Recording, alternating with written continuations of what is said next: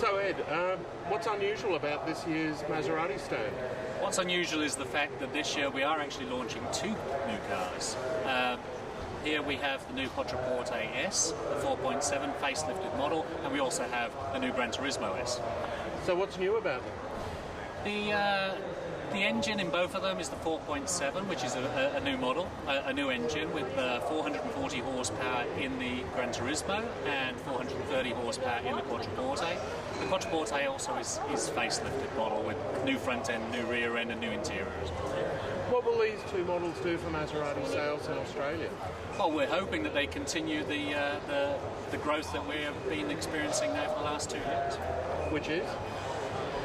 This year, sales are up 70% in Australia, and we're on track to sell 210 cars.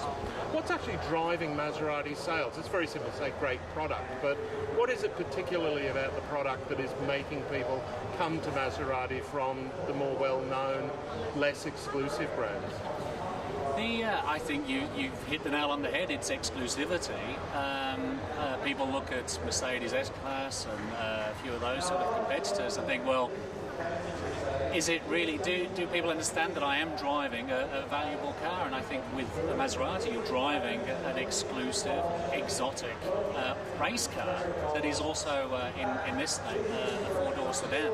And as the Gran Turismo, it's still a four-seater, two-door coupe, but it's a great car that is truly exclusive and exotic.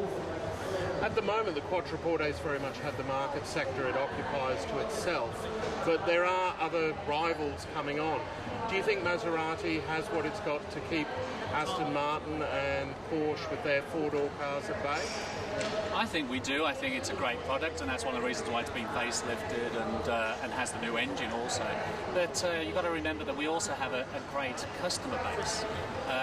15,000 Quattroportes have been sold around the world. In fact, it's the best-selling Maserati of all time. And that customer base is a very happy customer base, a very loyal customer base, and they also will be moving up into the new model Quattroporte as well.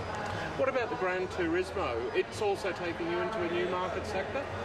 Gran Turismo was, yes, it's a market sector where we've sort of dabbled because our cars we've had the coupes in the past, but they've been very aggressive. The Gran Turismo itself is the automatic version. It's a very nice car to drive, but it's still, got the V8, it's got the power and everything else. The new one, the Gran Turismo S, is the 4.7 as the automatic manual. It truly is a supercar.